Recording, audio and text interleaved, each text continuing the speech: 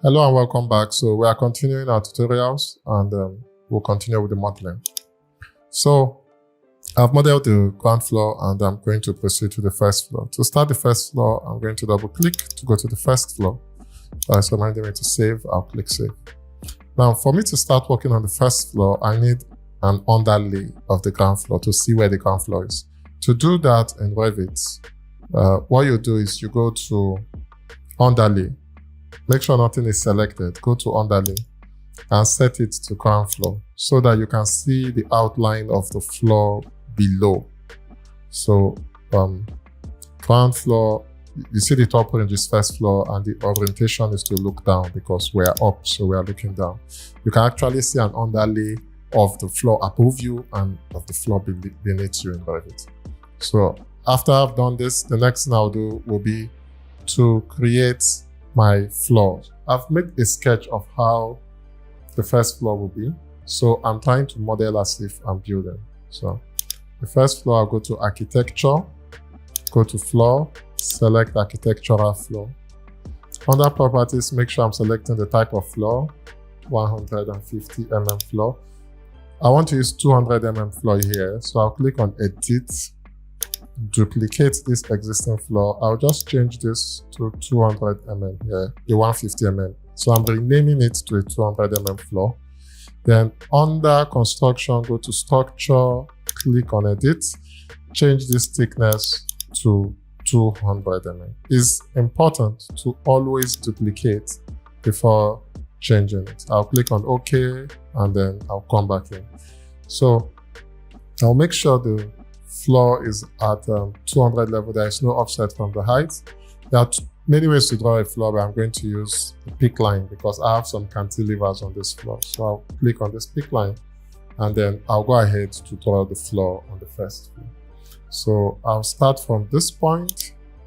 For my sketch, I have a cantilever here of 900 mm and I'll take it to this point. I also continue my floor at this edge. Now this is a staircase area, so realistically speaking, there is no floor here. So I'm just going to stop it here. So whenever you model and you model the right way, you always take note of all these things. So I'll move my floor this way. And this is the edge of the staircase. I don't want any overview, so I'm just going to move my floor this way. I'm going to end it directly at the edge of the staircase. So, and then I will continue down this path. So if I'm casting the floor, this is how it's going to be. I don't have any cantilever on this section.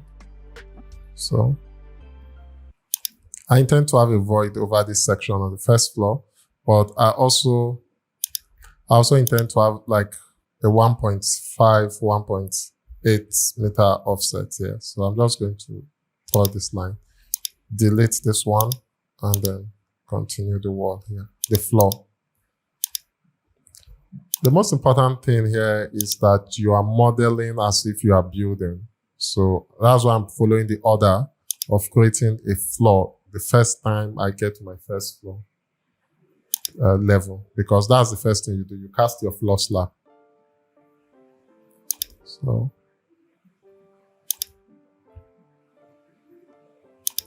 I also have a cantilever around here, so I'm just going to extend this by 900. You see, the good thing about Revit is I clicked on a line and I started, and there's already a temporary dimension following it. I'm not dragging, I just clicked. And if I move it around, you see that angles following it. So I just did this. It's going to get to 900. I can stop it there and bring it down. So this is one good thing about Revit sketching, is that it's really intuitive. It's really, really intuitive.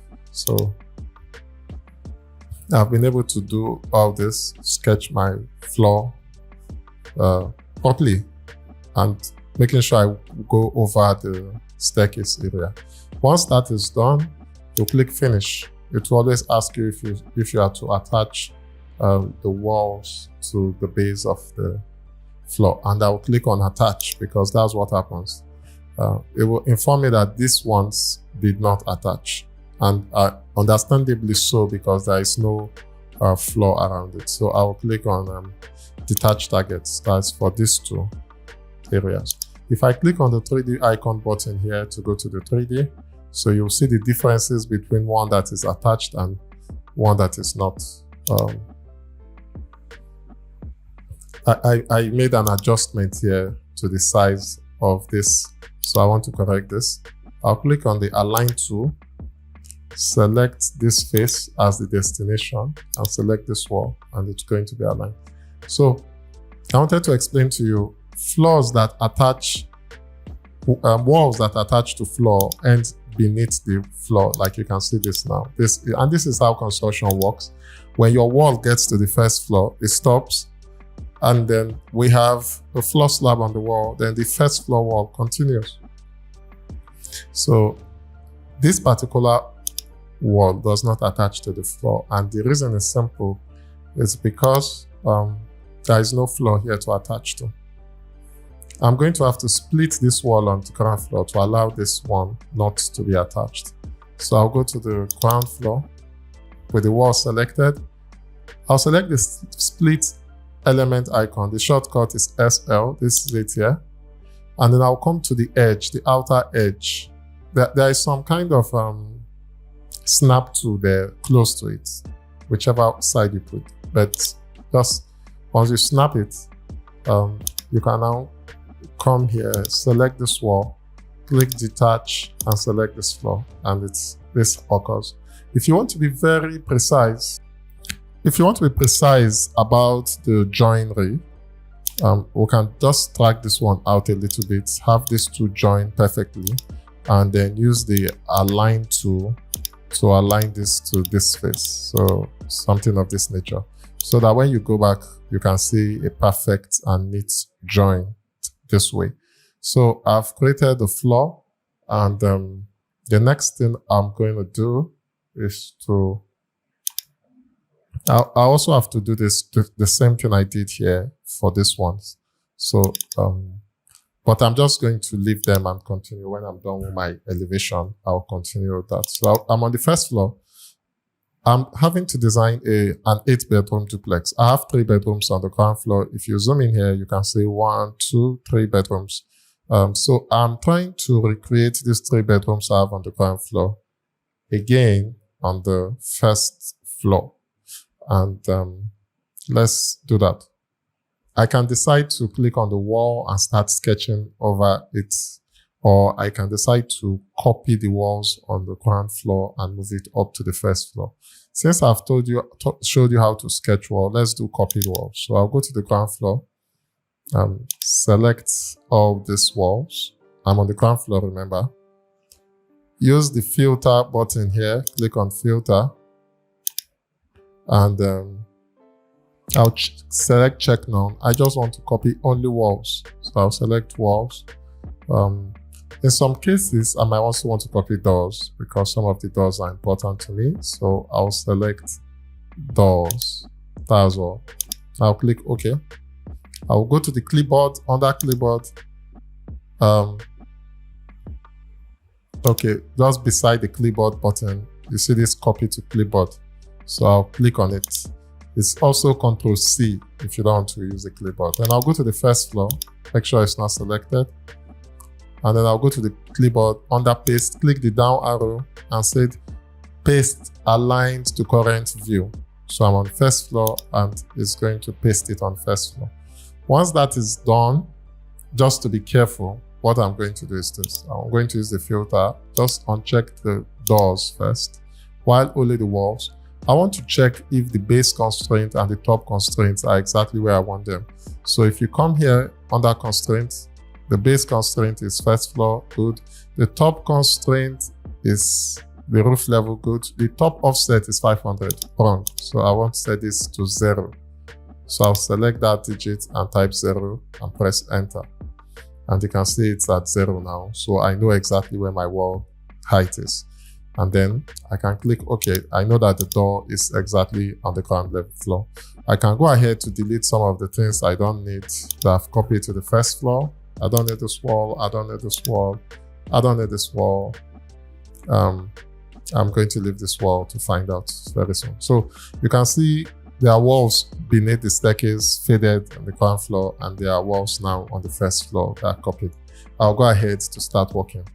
I've been thinking about these rooms and how to furnish them, so I might want to make some changes here, and if the changes come out right, it might affect what's happening on the ground floor. So I want to extend this wall. I'll delete this. To extend the wall, you click on the wall to select, then click the edge and drag it to where you want to extend it to, and it just extends. So I want to replace this door here. I'll select the door, click on pick new host. Instead of deleting and selecting the door, place it on the wall, then use the space bar button to flip the door while moving my cursor just slightly up and down. So I want this here. And I just select this wall. Instead of trimming, you can trim to do this. I just select the edge, click and drag. Reduces the number of tools or commands you want to use. I want to move this door here, click and drag to move the wall door just very quickly. So what I've been thinking is this 25 by 13. I can make this let me check this distance also. I want to check this dimension here. So I'll click on measure under modify. Click on measure. That's align dimension active. This 4 meters. And this is 1.3. I feel like a 1.3 meter is a little bit small. I'll select this wall. Temporal dimensions will appear.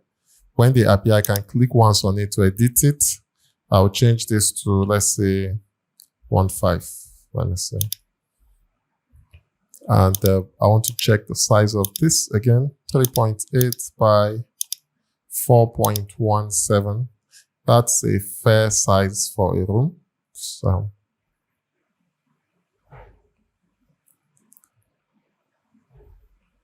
I want to move this wardrobe, this door a little bit further and have a wardrobe around here, which is 1.5 meters long.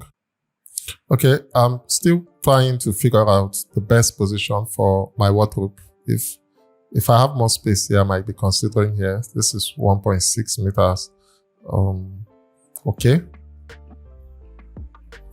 I might just do this. I'll cantilever here by 600. So this 2.5.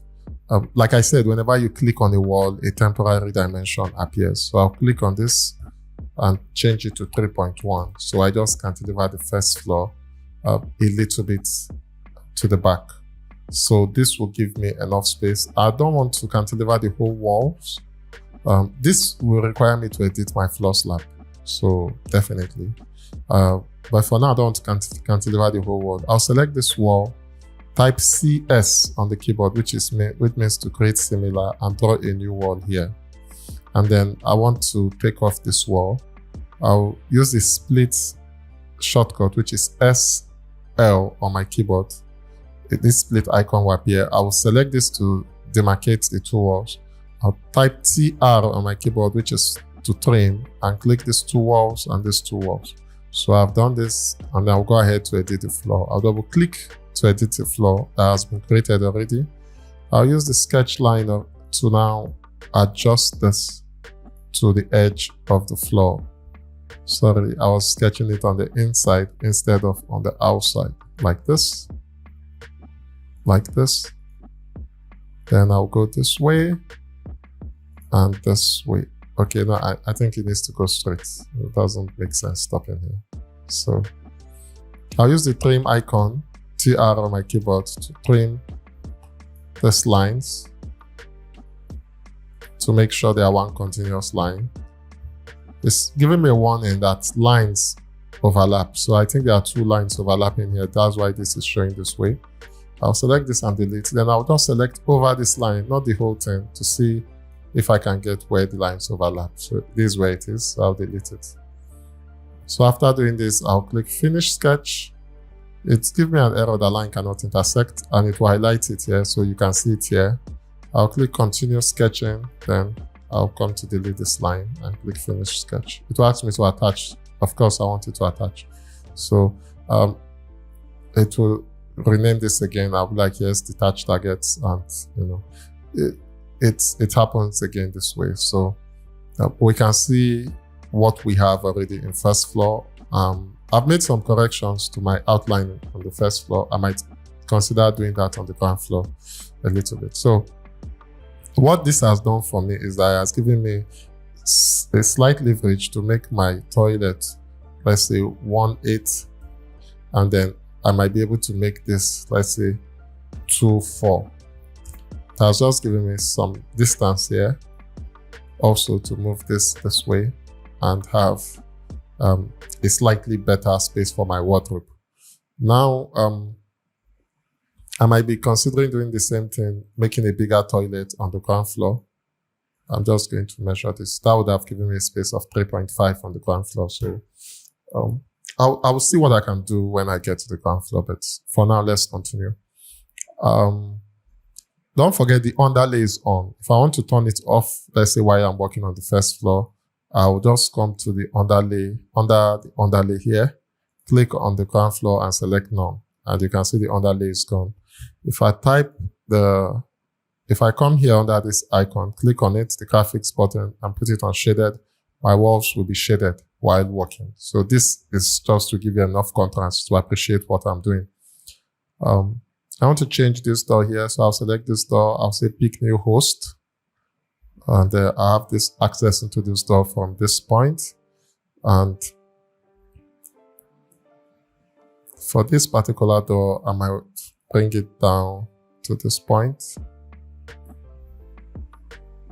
This is not very private in terms that people climbing up would be seeing this door, but circulation wise, it's an efficient way to place the door. So I'm rethinking a lot of things now. I'll use the split tool. I'll split this wall. It will ask me to unjoin. I'll unjoin it because, you know, there was an opening here. I want to stop this wall here. Remove this door. I'll select this wall, type CS for a new wall. But I think I need a 150mm wall for this. So I'll just go ahead and select a 150mm wall.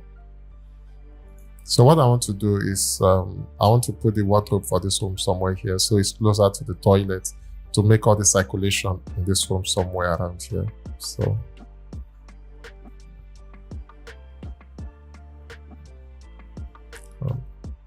I'll select the temporal dimension, check the depth. All I need from here is about 600mm. So that's okay.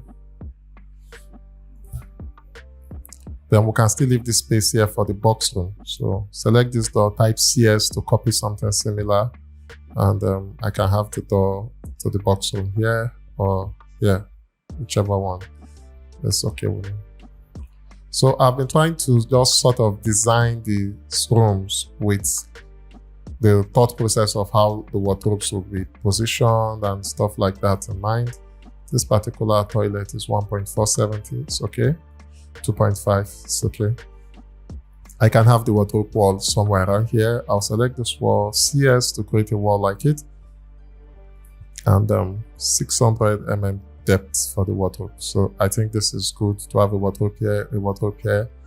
This particular room, just beating myself up whether to move this backward a little bit again. Let me check this. 2.4 by 1.8 is a very generous toilet by today's standard. 1.6 is fair. If I had 1.8 here, that would have been lovely. That would have given me 2.2 by 1.8, which in my humble opinion, I don't think it's bad. When I'm sorting out the arrangement, I can fight with it to see whether it's small or not. So I have good sizable rooms, 3 rooms already, and I'll go ahead to design the remaining 2 rooms, family lounge and the rest. So let me start from here. I think this is already looking like a room, so it's easy to convert this to a room. I'll use the match properties tool, select an existing door, this is like a 900mm door, and select a door I want to make the same property. and it's going to convert it. So match property tool is a shortcut to this it here under Clipboard. The shortcut is MA. Once you click on it, you select a particular element, then you select the element you want it to convert to do that.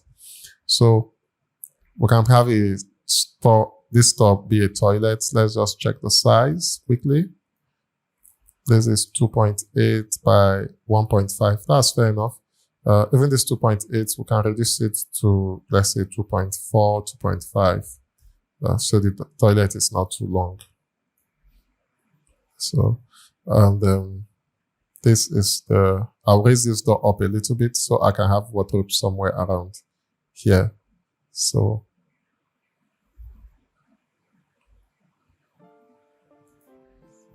I'll click on this wall, CS, and then maybe put a 600 mm depth here. So what I'm trying to do is I'm trying to see if I can have the wardrobe this length. I wish I could have under wardrobe here. So let me try something. I'll select this door, click on pick new host, and then I'll place this door here. And then I would select this wall, type CS, and I'll extend the wall down here. So this 600 mm. So I have like a double wardrobe here. You enter the toilet here, you come to this section, and then the room is this way. So I'm trying not to mess up the rectangular structure of the room, and you have an access to the balcony this way. So this is one room. Let's click on the dimension tool here. You click on the edge just to see this 3.4. That's looking rather small by 3.9. This room is looking rather small compared to the other rooms we have. So on the first thought, what I'm thinking is there anything I can do? Let me check the length of this toilet. This 3.5. So this looks likely large. I'm thinking I can move up this. I can move this section. So I'm just going to click, drag, select over this section. And I want to move it a little bit. This will affect everything here from the ground floor, but I'm still thinking and designing. So I want to move this a little bit by 600 this way. So once I've done this, I'll have 2.9 here, which is also very big for a toilet. No offense.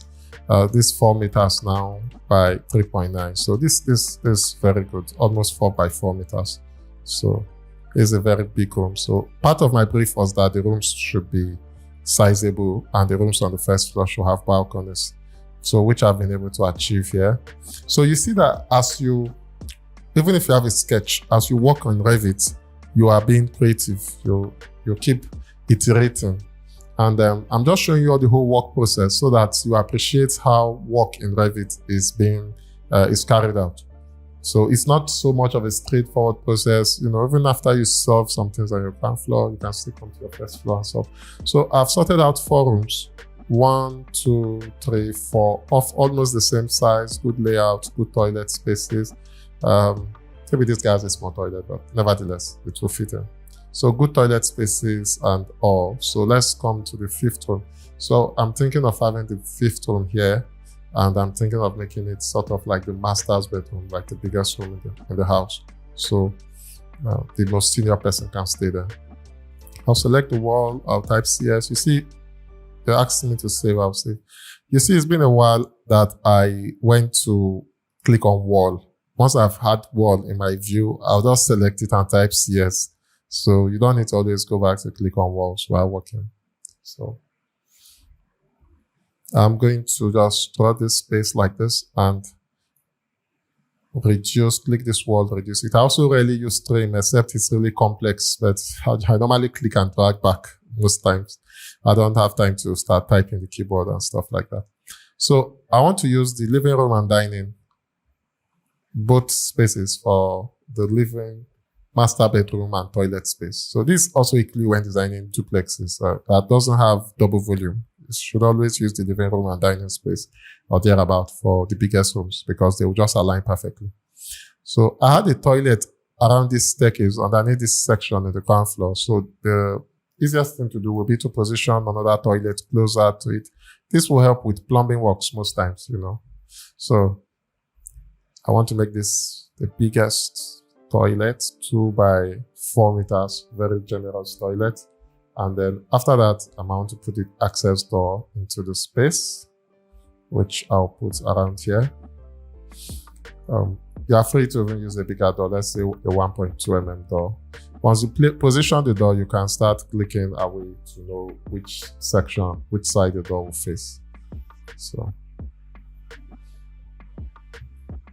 we'll select this door, type CS, and then position this other door here.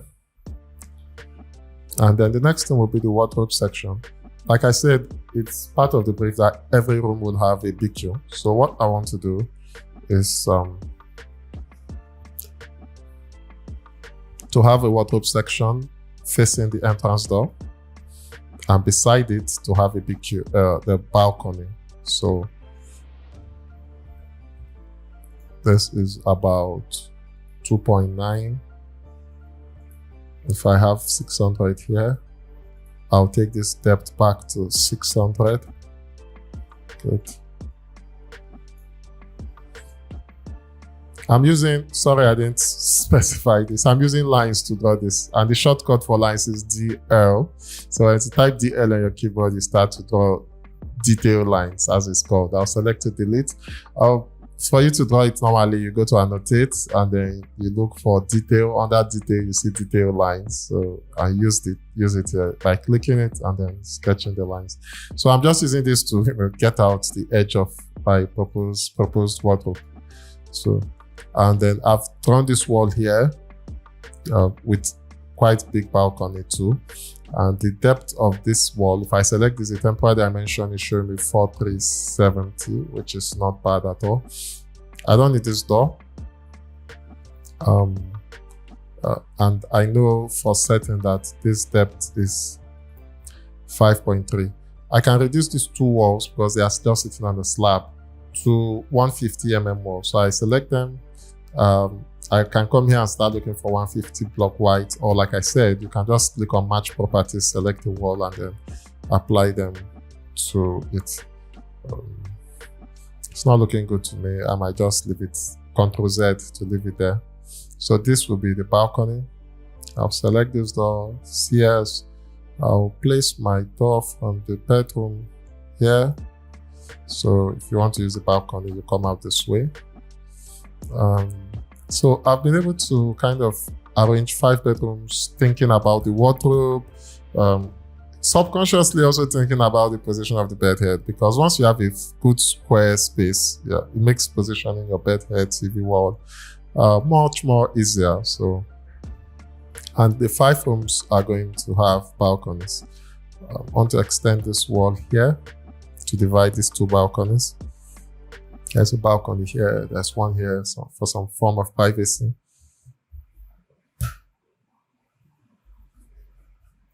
So I think we are good with these ones. I want to create a void here, like I explained. This door is no longer needed. I want an opening here. To create a wall opening under, if you select the wall, the Modify tab will show you wall opening, because Modify tab will go to wall. You click on the wall itself, and then drag and just click twice to position a rectangle. When you click on escape, you can select the rectangle and then pull it to the edges you want the wall to be. You can also use the align tool to do this. Then you select the opening and then you set it up. So all you need to set up is the base offset and wall offset. You can't set up the height. So for me, I just want it to be, let's say minus, like as if there is a beam there. So I'm just going to leave it at minus 450 drop down, which would give me a very high open space here. And yeah, my whole idea is to have here sort of like glass or some kind of semi or permanent opening, or either a permanent opening or an opening where I will allow ventilation to also flow within these lobbies for circulation. And it can also serve as like a gym spot, relaxation spot outside of the family lounge, which I want to create here, and the library. So for now, I'm just going to still put it with the wall. So I'll select this wall. I'm sure you know what I typed, CS, and then I would place this. I'll click on the Align tool, which is AL for shortcut. I'll select the edge of this wall, select this to align the wall. Then here we go. The next set of things I want to do here will be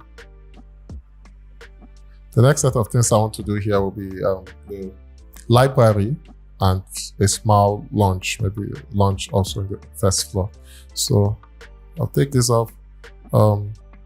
This opening I did here, I also need another opening. So I'll select this, I'll type CS and select this wall, and I'm going to draw a rectangle here. So align this.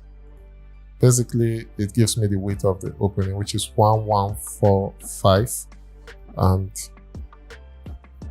I'm going to just align it to this edge. Let me see what it brings out. 1270. So if you come in here, it's this. If you come in here, you'll find the family lounge. This is over the chapel and the library. So I will put a wall going through this way, which I might leave as a 150 mm wall. So I'll select this. I'll look for 150 mm wall here, and then I'll place it down here. So I'll click the dimension, measure 2, select this, select the middle of this wall, because if you bring your dimension down to the middle, it's going to select, and select this edge and click OK. Now what I want to do is to, without pressing escape, is to click this equal sign. The reason is because I want these two spaces to give me an equal distribution. Once I click it, Revit will adjust this wall to get equal measurements in between these two. Once that is done, I can select this and delete, or I think I can just unclick this to see the dimension. So this dimension is 3585, 3585 to the center. If I click into in, it's 3510, and this is 3510. So it depends on my arrangement of the space. I might want to make this maybe just 3000 on the dot. Depending, I might need more space for the library. And then I'll click the R for door and add a door here. So what I'm thinking with this library is we have 8 people, so I might have to put up, let's say, 6600 times, or let's say 8800 space for reading times 4. That will be 32, and then I'll put maybe 600 this way and another 600 this way for the table. So if this is the main table within the space, then we can fix in chairs on one side, and maybe have bookshelves on the side, something of that nature. While here is just a sofa and, you know, a space for interaction with other residents, either before the library or outside of the library. And then this area here will function as a semi-open balcony, because I'm trying to put something that is openable here. I'll allow you to view downstairs and, you know, allow air to also go there. Maybe sliding component doors or something of that nature. So this is my summary. I've put out the walls on the first floor while thinking and designing it, and you can see how it's looking. Let me show you how to correct this. For those of you this thing is bothering, I can split these two walls and then detach them from the floor. That's all that's happening. So if I go to the ground floor, the shortcut for split elements, if you remember SL. So I just want to split this wall. You can see it has splitted. It asks me to detach. I'll say yes. I'll split this wall. Split this wall. It asks me to detach. I'll say detach. So what immediately it detaches, you see that the walls go up. So, and you see that the fact that we have this floor attaching these two walls makes this line come out. So a reminder on how to do this.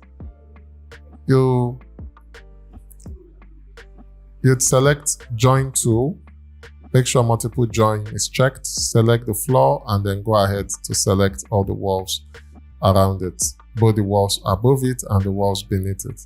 If you do this, it's going to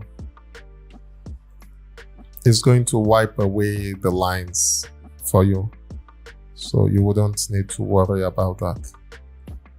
So why is this important? Because we are modeling the right way in Revit, and this right way involves so many unnecessary lines popping up between the floor and the wall.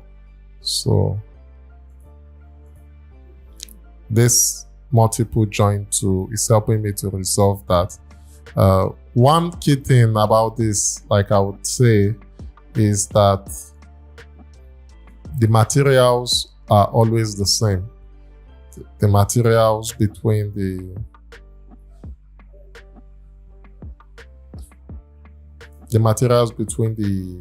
of the floor and the walls are always the same for this to work. So you see this has worked perfectly. You cannot see any line outside. These lines you are seeing is just between these two walls, which if I click to join, multiple join is on. So if I click to join,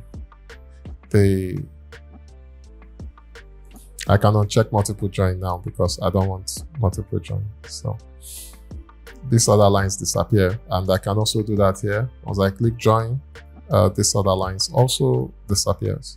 So we have a very neat model, and it's important to treat all these lines. The reason is simple. If you don't, every line means something in architecture. If you don't, it causes confusion. And you don't want such confusions to happen. So,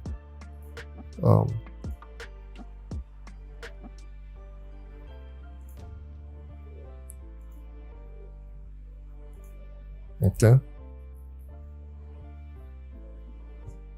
Some little edges here that came out here, but we can find other ways to solve that later on. But at least all the way through, it's looking very good and neat. So we've modeled our design. We've gotten a good hang of most of the spaces. We have a balcony here with an opening. So I'm going to go to the first floor. There are two ways to do this. If it's a rectangular opening, you can use the rectangular opening. It's very easily to do it. If it isn't a rectangular opening, then you have to use the edit wall tool. So let me just, although it's a rectangular opening I'm creating, but if I want to do it using the edit wall, which I don't like to use if it's the rectangular opening, then you select this wall, double click on it. It will ask you, it will just immediately activate the editing of the wall. It will ask you which elevation, east or west. This elevation here is east, so I'll select east. So it will open the east elevation for me, and you can see the wall in line, and it will ask me, okay, recreate this wall, and then I'm going to convert it to a wall, recreate this sketch. So all I need here is, I need this opening, something of this nature between these two edges. I need a big opening that will serve as the courtyard. So let's say 450 mm up. Oh, sorry. So 450 mm, and here another 450. Let's just put it that way. So I just want the space this way. I'll click finish. It can ask me some elements that were joined that are having issues, and I understand why, because I took it to the edges, especially this one. So if I go to the 3D view, you can see these two walls are having problem joining. Can I solve that? I don't know yet. I don't think. So this can lead to some issues. So sometimes I just, there is a way to solve this. The easiest way to solve this, if I go back to the east elevation, if you have this kind of joint issue, you can just avoid it totally by closing up the up and down and making sure you just leave it this way, open this way. So if I click this, you see the joint has disappeared, the joint issues. So what I did is, instead of having this joint, like that thin line in between these two spaces, I just, modeled it this way, and then it solved the whole issue. Good. So when modeling in Revit, you need to be careful of lines that just protrude out from anywhere. The reason is simple. you watch your wall joints, you know how they joint, and then you want to make sure that they join properly. And if you do that, it will prevent you from having unnecessary lines popping out in your elevation, in your plans, while working. If you use the joint to, keep your work neat while modeling. So that will go a long way to help you. So we've created our ground floor plan and our first floor plan. And the next thing, we've added doors. The next thing will be windows. Okay, so before we go ahead to create our windows, I want us to look at annotating our spaces. So before that, actually, let's align the changes we've made on the ground floor, on the first floor of the ground floor. So I'll go to the ground floor. I'll click on Underlay here, and I'll set it to first floor. And it's to look up. So what I want is, I want to see the walls in the first floor and how they have changed with regards to the walls on the ground floor. Some of the things that have changed. So let me see, sorry, maybe look down on the first floor. Okay, sorry. I want to be on the first floor and then to look down, not to look up. And I think that's basically it. So from the first floor, I want to see all the changes in the walls that are not aligning, that I have made, and how they are aligned to the grid. Especially around here, I did some changes with the toilets. So I don't know it and this position, yes. So I extended this wall. I removed this wall actually, and I extended this wall. So the fact that you can do an underlay, like I'm on the ground floor, I can see what is on the first floor, will enable me to pick host, to make changes and just bring them back to the ground floor. So I'll select this, click on pick host, pick new host, and just place it here. I'll select this wall, drag it back here. I'll move this door here because it's more functional. This particular toilet is a dilemma for me. I may not have the two walls aligned, so it may not necessarily mean anything. I might just have this at 1.5. This reason is because when you select a wall, the modifier appears. You can click on the measure tool.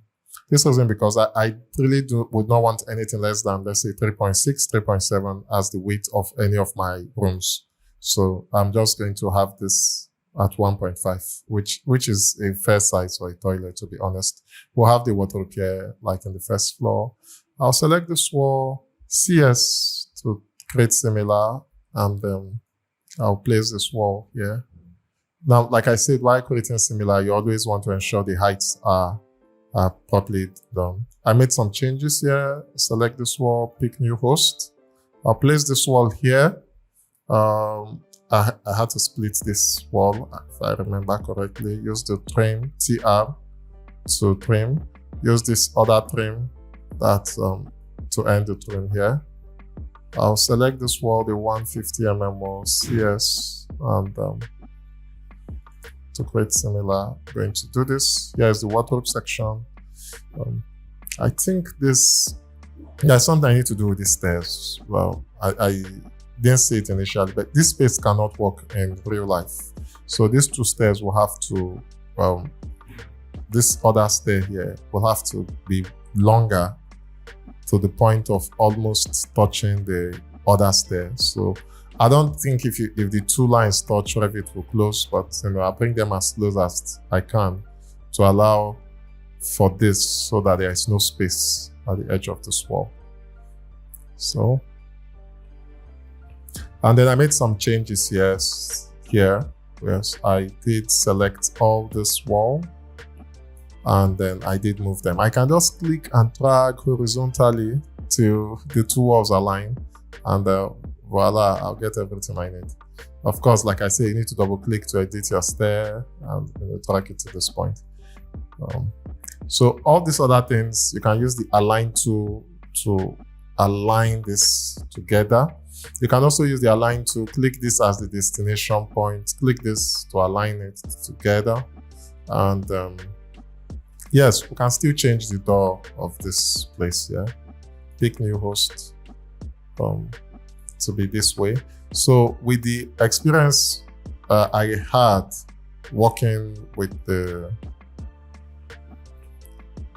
with the things I did working on the first floor, I can make my kitchen more functional now, because I can see it, create similar, because I can now have more cabinets here, even close to the entrance of the kitchen. Match properties. I want to match properties. On that clipboard, I'll click on match properties. The shortcut is MA. I'll just want to match these two doors. After I do that, you can click and drag the doors and align, or you can just tap the align key and then align the two doors. So this is the access into the kitchen. This is the store. This is the kitchen space. I'm just aligning it to all the advancement I made on. Sorry, I'm just aligning it to all the advancement I made on the first floor. This is our dining space. It's open to this view. I need an opening here, so I'm going to select this. Let me see if I can copy from one point to the other. When you select, check, remove this constraint check, and then bring it down to this point. Okay, it can copy, but it's messing up the joint, so I'm going to use the align tool to fix that.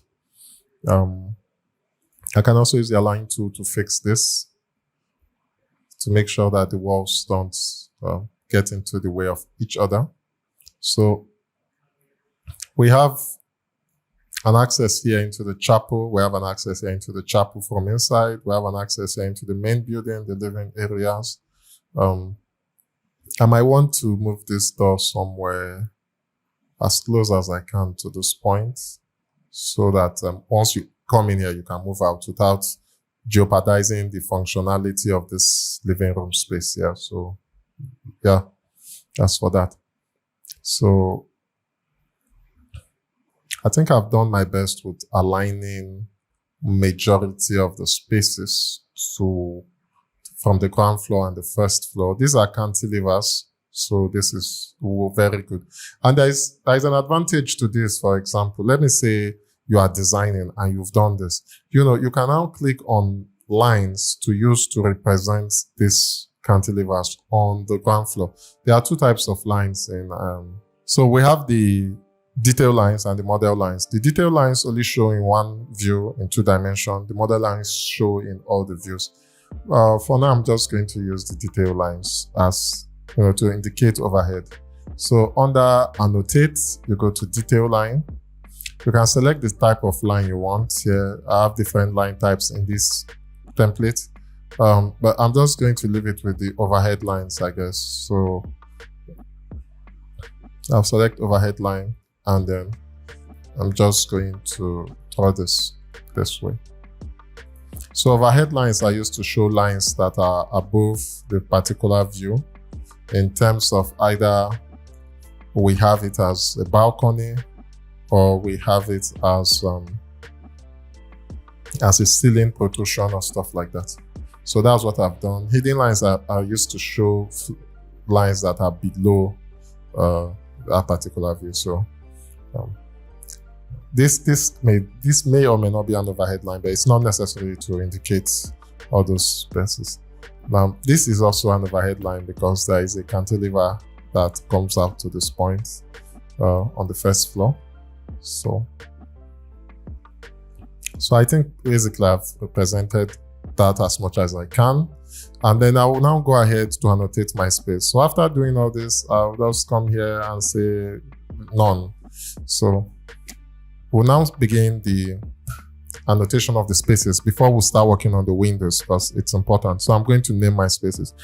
In Revit, it doesn't pay at all to start naming your spaces using text. No, that's not the right way to go, because this building information modeling, we should use the tool properly. So under architecture, we have room. We use room to name our spaces. So we'll place rooms, we'll place tags, and then we'll tag the spaces. Now, before you do that, you want to make sure that the spaces you are naming are enclosed properly. So if you have openings, we want to use what we call the room separator. This icon here, you click on it and use it to close up the spaces. So let me say this is a living room space, and I want to just get the square area to this point. I will draw a line here, and it seals up that space. Let's say I also want to get the square area to this point. I'll draw a line here and it will seal up the space while calculating. The same thing for my dining section. Let's say I want to draw a line here. It will seal up the space so that the lobby is calculated separately. The kitchen is okay, the store is good, this is good, this is good, this is good, this is good. If I wanted this square area also, because it's part of the floor area, I will have to draw 2 lines, one here, and I will continue it till I touch the edge of this wall. So that's that. So I've done that for this floor. Now, the disadvantage of this line is that it is not even hidden line. I thought they would have made it either as a hidden line or as an overhead line, because we are using it to define space, but it comes as a solid line, which gives the impression of something like a change in level. So normally what I do is, if I finish using it, I normally just right click and then I hide in view by category, because I don't want to mislead anybody into thinking, oh wow, this is different space from this. So click on room. The shortcut is RM. I have some tags already loaded. You can just leave it, the one that will come with it naturally. Since you're in scale 1:200, you set the upper limit as your first floor, set the offset to 0, and everything is good to go. So all you need to do is just to click. This is where you can pick a room name, but we'll edit that after placing. So you just click once in each of the spaces, and the annotation room will follow it together with the square area. So we'll have to edit that manually. So you can see where the dining is stopping, even though this is open. And you can see where this is also stopping, even though it's open. And we can see where this is also stopping, even though it's open. The same thing here. So the room separator is doing its job, and it's helping us to define all the spaces that we need to have. So I've literally annotated all the spaces. This is for the dining, the lobby here. It's also eaten into the stair, but no problem. And this is for the visitors' toilets here. So I think I missed one. I missed this one. I can right click and say repeat reset command, which is, you can see it here, repeat room. So I'll just click on it. It's going to repeat room, and then I'll click it. So if you right click in Revit, you get your most recent command. Now I've done that. You can see all my annotation is done, and then I can go ahead to annotate it. So just double click on the text. So this is main lounge. I'm going to type it as main lounge. I'll double click on this. This is foyer. This is the chapel. This is the kitchen. This is the terrace at the back, kitchen terrace. There's the store. There's the toilets. This is, I'll call it a utility space, but I'm hoping that we can put anything from battery powers, electrical, chamber, stove, and the rest. This is the lobby. This is the dining. This is, I'll just name this as WC. We know it as Visitors WC. So if you have this, when placing this text, you use your tab to select it. There is a key. You might need to use the tab to select the text, and then click and drag. When doing this, you need to be careful so that I don't drag the room out, because there is an offset. Like you can see that the text is different from the room. So you need to select the text alone and then do this. I would have to check if there is a setting to make it more centralized. So I'll double click. This is toilet. I'll do that again here. This is toilet. So I'm just, oh no, this is bedroom. So this is bedroom. So you can still name both spaces bedroom. Like you can see that I'm naming this space bedroom. But if for you to be detailed, I can say this is bedroom 1 and this is bedroom 2, something of that nature, and then this is bedroom 3. So And this is another lobby, more private lobby now for this space. So I've done this naming. It's also important, maybe if you have things like this is just for graphics sake. You can pull your text. There is going to appear a dotted line to tell you maybe these two spaces, these two texts are in the same space. If you feel like arranging text, like almost these two bedrooms are in the same space, and this thing is just little things you can do to make your work nice, graphic wise. So I'm trying to put these three texts on the same line.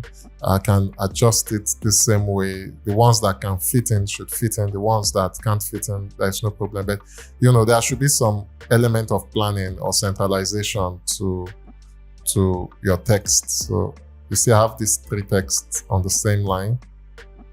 Let me see. Okay. So I'm just doing this for neatness and organization within the space. So I've adjusted these room tags. We can have a tutorial about that later, but since you have the templates, we're good to go. So we've annotated our spaces on the ground floor. I'm going to repeat it on the first floor, and then we would begin to look at how to place windows immediately. So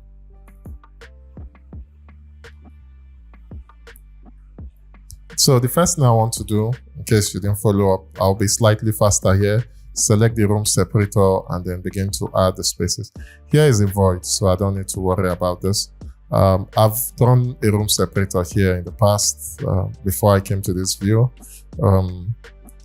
Let me type RM, shortcut for room, just to check here. There is a 450 mm wall block in here, so this is covered. So let me start. There's the library, I'll click to place. There's the bedroom, I'll click to place. There's the toilet. There's like the box room. There's another bedroom. There's a bedroom. There's a bedroom. Toilet. Another toilet. The main bedroom and the terrace. Now, we have another space here for like a lounge space.